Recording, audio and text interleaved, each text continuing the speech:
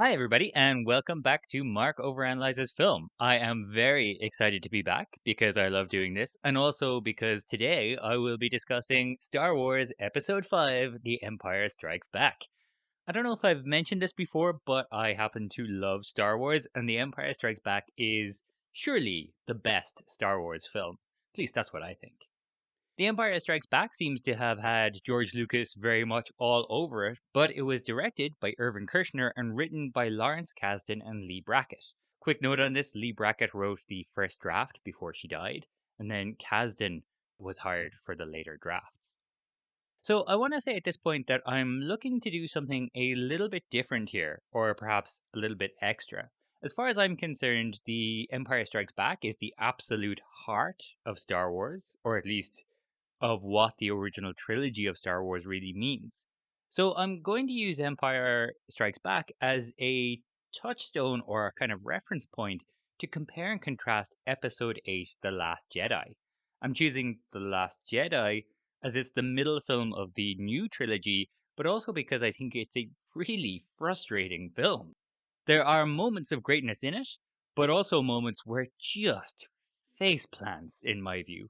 However, I'm not about to spend half a podcast about one of my all time favorite films bashing another film for not being as good at it. So, there will be an addendum to this episode coming next week, hopefully, and that's where I will bash another film for not being as good as it. In the meantime, because Empire Strikes Back is so close to my heart, I really want to investigate what makes it so special and fundamentally answer what makes Star Wars, or at least the original Star Wars trilogy, so special. So, with that in mind, first I'll look at the fundamental features of the protagonist, and then I'll go through the main story beats by looking at the sequences of the film. Then I'll talk about the main things I learned along the way. Okay, so without further ado, let's get into the 5 questions about the protagonist. Question 1: whose story is it, or who is the protagonist? Well, I'll admit that this is actually a little more complicated, or complex at least, than I would have thought, but at the end of the day, there's really no confusing the fact that Luke Skywalker is our protagonist. When we last encountered Luke, he had just blown up the Empire's Death Star and saved the galaxy in the process. Unfortunately, it turns out the Empire has other resources. Question 2: what is his life dream? Life dream here refers to what it is that the protagonist wants or is aiming to do when the film begins and the story has yet to properly start. Now, we know from the first film that Luke wants to become a Jedi, and he's soon set on his way to do this by the inciting incident of this film, as I'll get into. Question 3: what is his want? Want here is what the character is trying to achieve in Act 2 of the film, from the moment they really begin their journey until the moment that they are at their most defeated. As such, it is a SMART goal in that it is specific, measurable, achievable, relevant, and time bound. Now, this is where studying Empire somewhat surprised me, because as much as I think Luke's journey dominates the story, I think the want that gives the story its overall shape is actually Han's. Luke's objective somewhat shifts here, but Han has a very clear goal from minute 35 to minute 98, and we have a very definitive answer. So, what is Han's want? Han wants to escape from the Imperial fleet. Question 4: what is their need? So, need is the human quality or piece of wisdom that the protagonist lacks at the beginning of the story. Now, this is definitely Luke's, for sure. And I also think it's what makes Star Wars The Empire Strikes Back and the whole trilogy really so special. In the first film, A New Hope, for our protagonist, becoming a Jedi is inextricably linked with the idea of becoming a man. And all Luke really had to do was to believe in himself, believe that he could do it, to come of age. Now, The Empire Strikes Back is all about caveating that idea. Yoda provides a real critique, a counter argument really to that idea. Adventure, excitement, real adulthood cannot be based on these things. Adulthood is full of dangers, not just physically, but much more importantly, spiritually. So, what is Luke's need then? In order to avoid these spiritual pitfalls, Luke needs to learn to control his impulses. Question 5: do they get what they want and or what they need? When I analyzed A New Hope, I said that there's no great need for complication here. But that is not really the case with The Empire Strikes Back. The film is famous for having a surprisingly downer ending. But it's worth noting that it's not really depressing, it's just the first time that things haven't really gone according to plan. And again, it speaks to the bittersweetness of adulthood. Han did not achieve his want and has been frozen in carbonite. Luke, however, does finally achieve his need, as I'll discuss later. Okay, now that I've attempted to answer the 5 questions, let's have a look at Star Wars The Empire Strikes Back sequences. There is normally, but not always, 8 sequences or stages in a film. A sequence is a combination of scenes that are tied together by having a single overriding dramatic question or tension, and they tend to be between 10 and 15 minutes in length. A good way to think about it is that every 10 to 15 minutes, the audience should be on some level asking themselves a different dramatic question. There are definitely 8 stages to The Empire Strikes Back, I'd say, but I'm going to say there's probably 9 sequences, as I'll get into. So we begin with sequence 1, Life as It Is, and Star Wars always makes this clear because it has a crawl that tells us what life is like at the moment. The rebels are hiding and Darth Vader has become obsessed with finding Luke Skywalker, but Luke has his own problems, because no sooner do we see him on his Tauntaun in blizzard conditions on the ice planet Hoth, than he's attacked and knocked out by a Yeti-type creature, just like he was attacked and knocked out by a desert creature in A New Hope, and not completely unlike how he will be again by forest creatures in Return of the Jedi. You know, for somebody who can commune with the source of all life, local creatures really don't seem to take a shine to Luke. And so we check in with Han, who is perhaps too distracted pulling Leia's hair to be getting on with what he really should be getting on with, making sure the Millennium Falcon actually works. As he does get around to this, though, he discovers that Chewbacca has taken the ship apart, and also that Luke hasn't come back from their patrol. Now, what happens here is really important, and it's easy to overlook. The situation is this: a man discovers that a friend is in danger, and if he goes to help them, he will be putting himself in danger. To boot, even if he does find his friend, it's unlikely he'll be able to help them. But he just can't leave his friend to die when there's a chance, however small, that he could help them. This early Han Solo scenario is going to sound very familiar later on, in the central question of Luke's story. And do we want Han to go and rescue Luke? Absolutely we do. Note then that this presents an idea or an argument right at the start of this film. Taking an impulsive risk to help your friends is the right thing to do. Now, meanwhile, Luke has come to in a cave and he uses his minor force powers to grab his lightsaber and escape. And further foreshadowing alert, it also might be worth noting that he lops a hand off with a lightsaber, which really seems to be a go-to move in the Star Wars universe. As he soon passes out in the ongoing blizzard outside, we have our inciting incident, the event without which our story as it is would not happen. Luke sees a vision of Obi-Wan, who tells him to go to the Dagobah system to train with Yoda. Okay, that's great, Ben, but Luke's a little busy freezing to death right now. Luckily, Han has some more practical assistance to offer. And, you know, if there's one thing that Star Wars has told me over 9 movies, it's that the Jedi are not a practical people. At that, though, Luke is saved, and we come to the end of our first sequence, as we are about to be introduced to a new and significant tension for sequence 2. The rebels have detected Vader's probe and Han takes it out, but the game is now clearly afoot, and we have a clear question for the next 15 minutes or so. Can the rebels escape the assault on Hoth?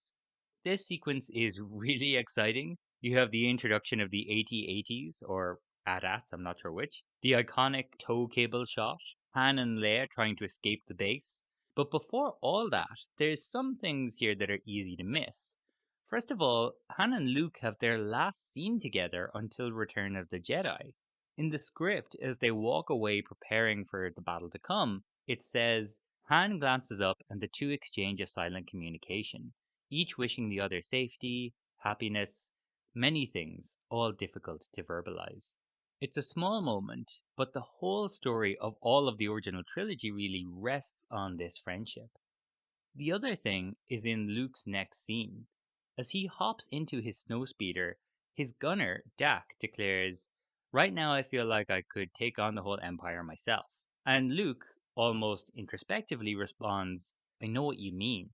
Now, this is not something I would have ever remembered, but here is a counter to Han's argument of sequence 1. Within minutes, this gunner will be dead. So maybe being impulsively heroic isn't always the best idea. Forget the Empire, he couldn't even take the first AT-AT he encountered. And if Luke feels like he could take on the Empire as he is right now, this story has a rude awakening in store for him. But for now, Luke manages to take down a couple of AT-ATs, and Han and Leia just about make it out of the base in time to evade Vader's grasp.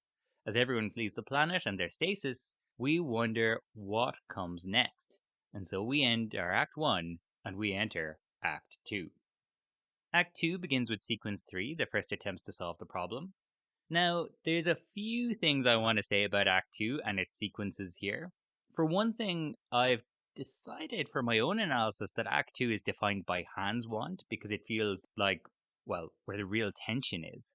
And it also has the single overriding question that is definitively answered by the end of the act. Will Han and Leia escape Darth Vader's Imperial fleet? Luke's second act, on the other hand, is the heart of the film, really, but it doesn't have the same tight narrative structure.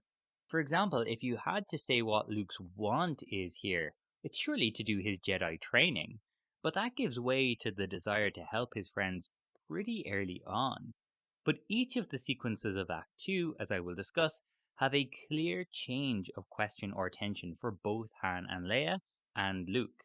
One more thing here. Normally, a sequence 3 ends with the protagonist's first unconscious move towards their need, with sequence 4 ending with their first conscious move towards their need. However, these movements belong to Luke, and it's a bit of a quirk here that as Han and Leia's adventures define the sequences, Luke's movements are slightly delayed. So the first unconscious move comes a little way into sequence 4, and the first conscious move or midpoint somewhat oddly arrives after we've already begun sequence 5, the honeymoon sequence. And I'm getting ahead of myself. So right now, we've just begun Act 2, and you may recall that Act 2 generally begins with a "what's the plan" scene, wherein we learn what Act 2 is really going to look like. And so sequence 3 begins with Luke heading off for the Dagobah system, while Han and Leia struggle with the malfunctioning Millennium Falcon as they try to escape the Empire's Star Destroyers. Notice how these scenes don't just tell us what's going to happen, but the pace and the energy of the two stories. Luke's scene is peaceful, almost contemplative. Han and Leia's is frenetic, with a real streak of humor as these characters in a bind bounce off each other. That's all right. I'd like to keep it on manual control for a while.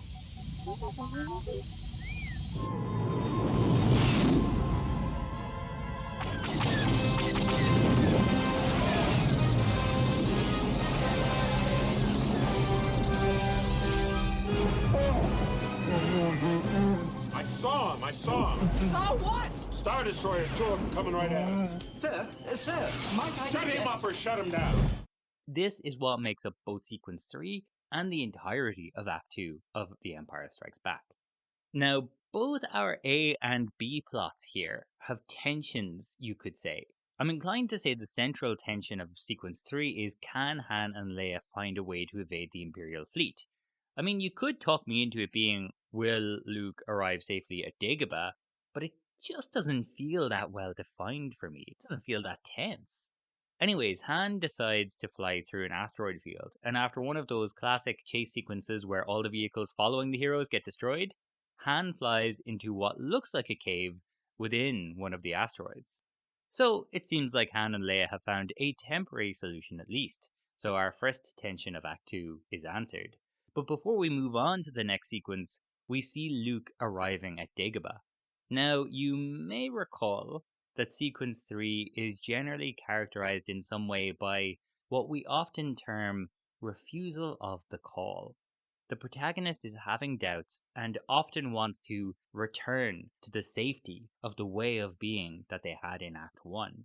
And while Han and Leia argue with each other like crazy, we see that Luke is full of doubts that this swamp planet could really be where he will complete his Jedi training.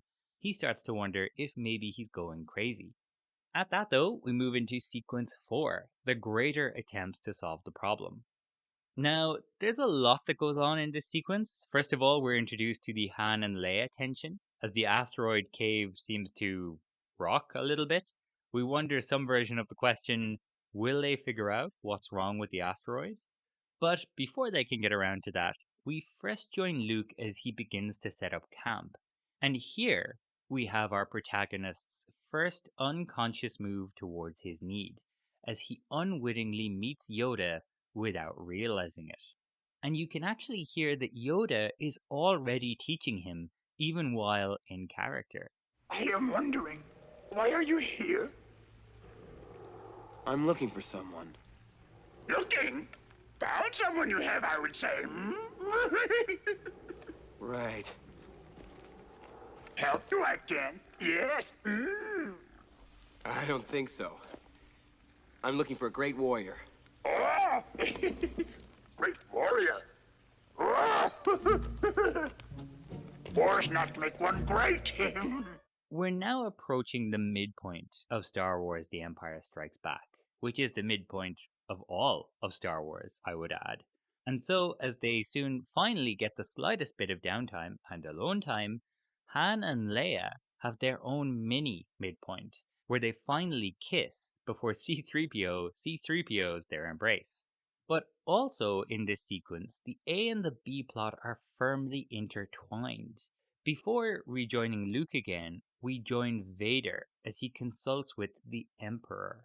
Now, up to this point, Darth Vader has been a part of the Han and Leia plot, really. He's chasing them, but this directly links his chase of them to a way to capture Luke.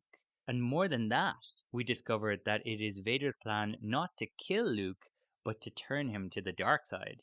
And even more than that, this is where Darth Vader learns that Luke Skywalker is actually his son, though we won't realize that for some time yet.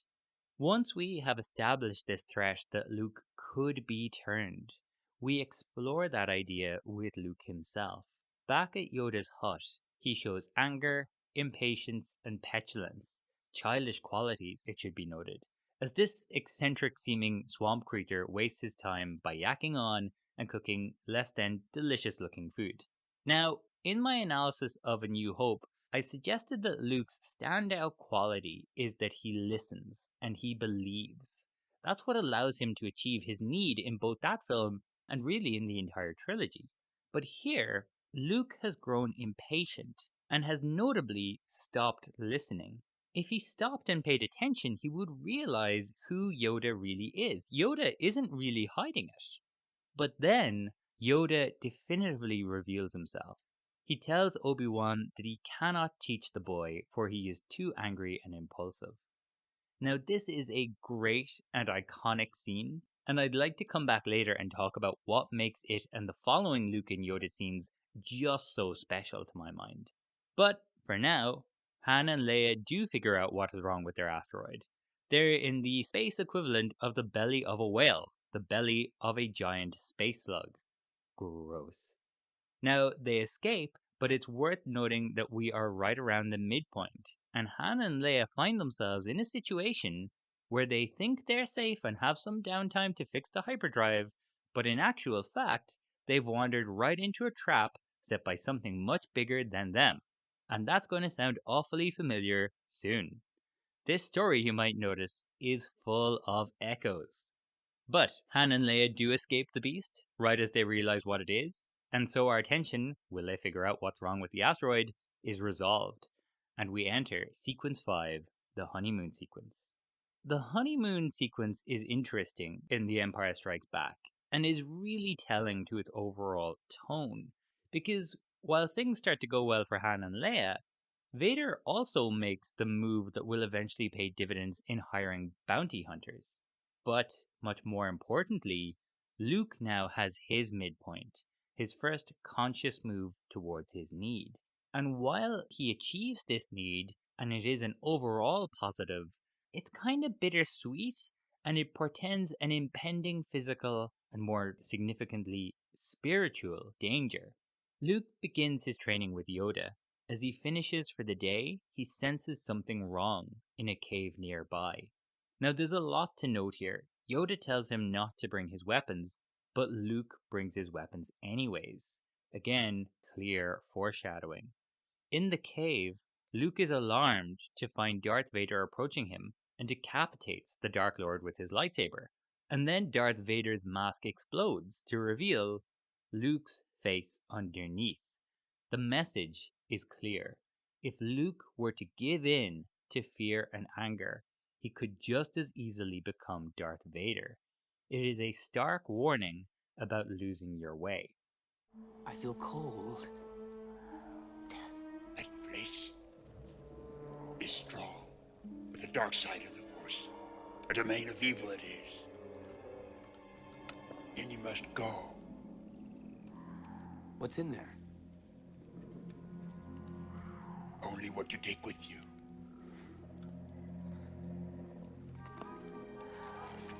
Your weapons. You will not need them. Now, Yoda has just told him that he will know the good from the bad when he calms himself. This encounter with an evil version of himself and being told the importance of remaining calm is going to become very important later on. And of course, the connection between Luke and Vader is really clearly foreshadowed here as well. That is a midpoint. At that though, we rejoin Han and Leia, and you might notice that heading away from the Empire, they turn around and fly right back into it. Which, once again, foreshadows what Leia will do late into Act 3. God, I love this movie. In the Imperial fleet's confusion, Han attaches the Falcon to the Star Destroyer, and things seem to be going well. He devises a plan to float away and visit his old friend Lando Calrissian, but just as things seem to be resolving, it's revealed that they're being followed. And so things are not going so well anymore, and the honeymoon sequence is coming to a close. It actually ends, though, with Luke's training being disturbed by visions of Han and Leia in trouble in Cloud City. Now, this not only sets up the trouble brewing in the next sequence, but it also reintroduces the other side of the argument of The Empire Strikes Back. 13 minutes ago, Luke came face to face with the potential consequences of letting his passions get the better of him. But now his friends are in danger and he could help them. If Luke had had the choice, he surely would never have allowed Han to come and rescue him in sequence 1. But it was Han's loyalty to his friend that caused him to risk his own life. Yoda argues here that if Luke values what Han and Leia fight for, he will stay.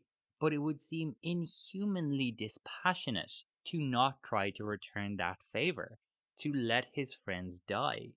The value of impulsiveness and personal loyalty versus dispassionate stoicism for the greater good is a fantastic debate to put in a story. But I'll come back to that. Once Yoda has seemingly checked Luke, we enter sequence 6, the bridge from the honeymoon to the low point. And I think there's probably 2 sequences here actually. The first begins with Han and Leia arriving at Cloud City and is really defined by some version of the question, can Han and Leia trust Lando? And you'll notice that in order to have this tension, the 2 main characters of this sequence debate just that. Leia is totally on guard, Han says he doesn't trust Lando, but he's really pretty relaxed, complacent even, about getting what he needs out of him. But as they debate this, we see that Luke has changed his mind, and now that we've firmly exited the honeymoon period, he's acting on impulse again.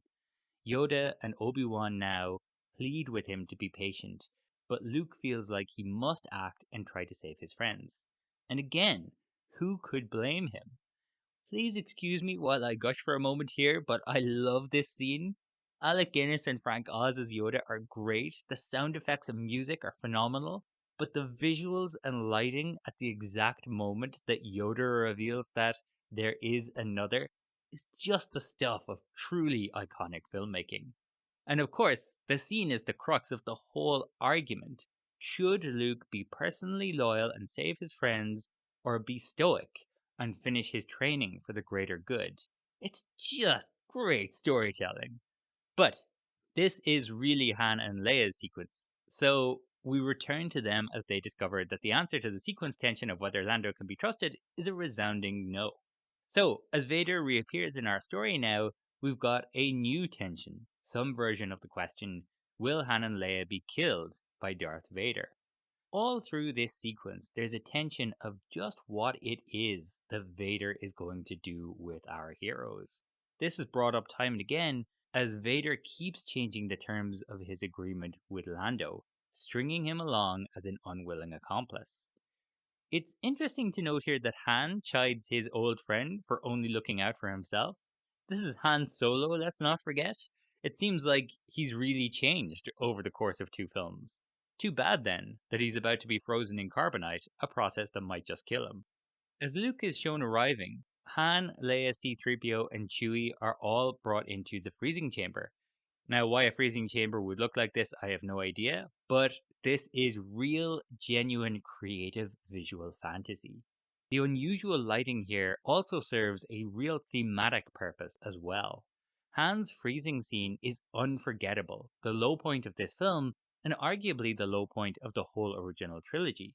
And it is played out with the unusual orange lighting gleaming off Darth Vader's black metallic mask, while it also hollows out the eyes of our heroes. Act 2 began with Han and Leia arguing like crazy. Their midpoint had them kissing for the first time.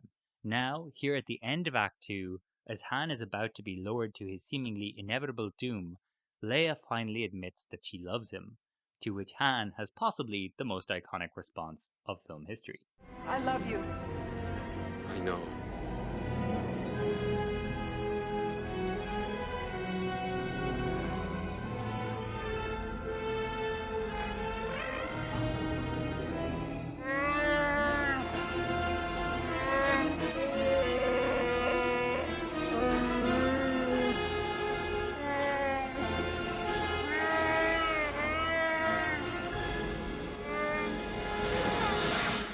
At that, Han is frozen in carbonite. The trap is set for Luke, and Darth Vader once again rescinds on his end of the bargain, commanding his troops to take Leia and Chewbacca to his ship. So, can Han and Leia escape the Empire? This tension that we've had since minute 36 seems decisively answered now. That answer is a surprisingly emphatic no. Now, as Craig Mazin of Script Notes so elegantly explains, at the end of Act 2, the hero no longer believes in the antithesis, or the counterargument, but the thesis, or argument, or whatever you want to call it, seems impossible. And so, here at the end of Act 2, it feels like Luke might actually be too late, or not enough, or something. He couldn't accept staying away, but his impulsiveness appears to have only made matters worse. Here he is, too late to save Han, and ready for his trap. Things are pretty dire, and so we enter Act 3. Act 3 has 2 sequences, the false resolution and the true resolution. Luke makes his way through the city just as Vader intended, and they are soon face to face. And again, the visuals here are really striking. The shot where Luke and Vader extend their lightsabers is just such a stunning, evocative visual, and the kind of thing that only really great sci fi or fantasy can do. As Vader reminds Luke that he is not a Jedi, or you can read adult, just yet, and therefore no match for him, Luke nevertheless draws his lightsaber, and their fight begins. Now, this is the false resolution, so everything is going wrong here. Lando reveals some kind of true colors, though, and frees Leia and Chewie. They rush to save Han, but they are moments too late. Things are not going well. However, things never go in a straight line for too long in a story, and Luke displays what he has learned in remaining calm and leaping free from the trap that Darth Vader set. But Vader states that while he can control his fear, He must now use his anger, as only Luke's hatred can destroy him. Now, that idea is really important to the Star Wars trilogy, and it's great that it is introduced so clearly here. So I'll discuss it later, and probably especially when I finally get to Return of the Jedi. But again, as things go badly for Luke, things take a bit of an upswing for Leia, as she and the others get to the Millennium Falcon and take off. Of course, that does mean that Luke is now on his own and, it appears, hopelessly outmatched. And so it's probably about time for our true resolution. Darth Vader takes Luke by surprise and forces him into a dead end. Forced further and further back, Luke tries to fend him off but loses both his lightsaber and his hand in the process. And then we have it. The single most iconic plot twist revelation in cinematic history. In his fantastic book Story, Robert McKee says this revelation is, for his money, the twist that changes the meaning of more previous story than any other he can think of. And that's hard to argue with. It pretty much changes the entirety of the last two films that we've seen. Luke, having just lost his hand and his weapon, clings desperately to a post above a gaping chasm. Darth Vader, though, is not trying to kill Luke. He's trying to recruit him. He tells Luke to embrace the dark side, that they can bring order to the universe. And then, as Luke refuses, Darth Vader makes the great revelation. Darth Vader didn't kill Luke's father, Darth Vader is his father. And here is Luke's father asking him to join him and to achieve Luke's main objective of defeating the Emperor. And Luke's alternative is a gaping chasm. So one could forgive Luke for taking the shortcut here, but Luke doesn't. After his initial reaction, a calm comes over him and he measures the fall.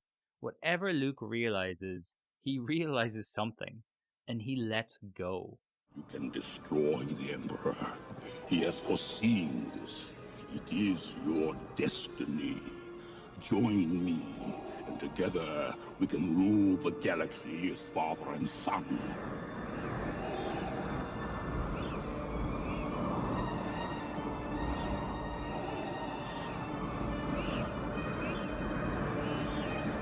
Come with me.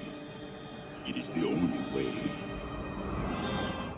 Falling down and down and down, he eventually finds himself hanging upside down beneath Cloud City. Upside down, just as he was at the start and the middle of the story.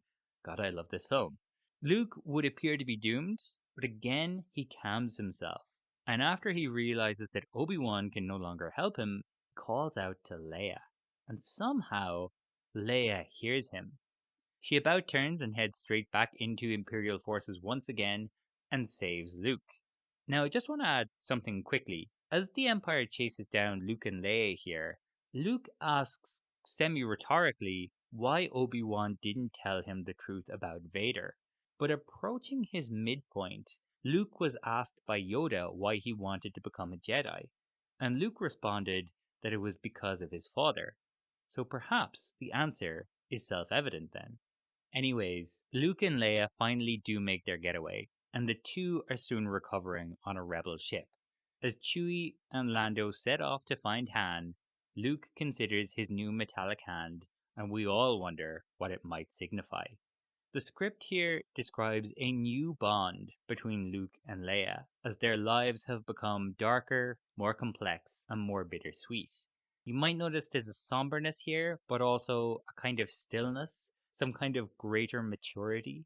Things need to be done, but for now they've survived, and that's enough.